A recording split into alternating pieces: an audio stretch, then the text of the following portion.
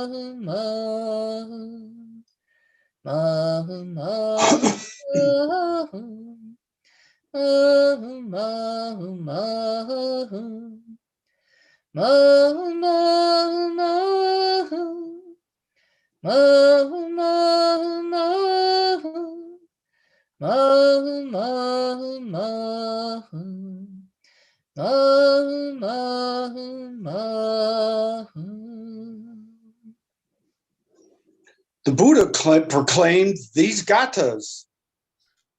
Manju, you should know that all Tagathas, from their original rising casual ground, use wisdom and enlightenment to penetrate ignorance, realizing that ignorance is like a flower in the sky. They are liberated from birth and death. Like a dream, it just disappears after you awake. Awakeness is like empty space. It is impartial and equal and ever unmoving. When enlightenment pervades all 10 directions, the Buddha path is accomplished. There is no path without delusions. There is no attainment in accomplishing the path, for the intrinsic nature is already wholly complete. By this, bodhisattvas can give rise to bodhi mind. Sentient beings in the Dharma ending age will avoid erroneous views through this practice.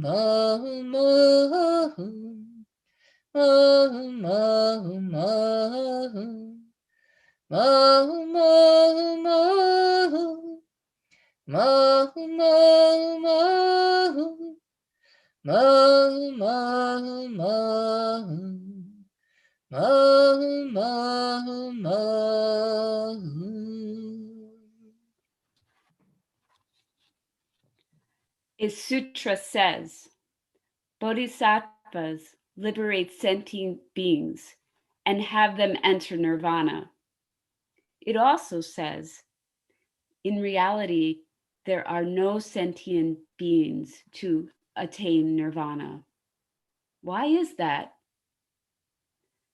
The Bodhisattva only regards the thought moment by thought moment to be sentient beings. and knowing that the substance of the thought moment is empty liberates sentient beings. Since thought moment is already empty and calm, there really are not sentient beings to attain nirvana. As such, enlightened beings are Buddhas, and deluded Buddhas are sentient beings.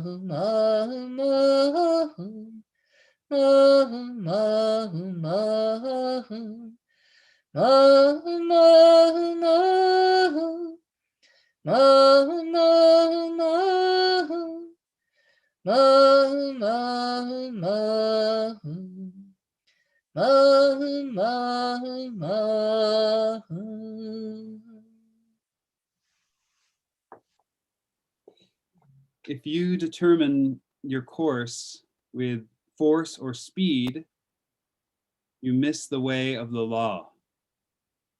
Quietly consider what is right and what is wrong, receiving all opinions equally, without haste, wisely observe the law.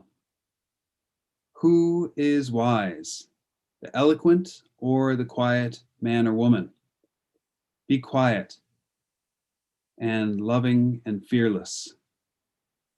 For the mind talks, but the body knows. Gray hairs do not make a master.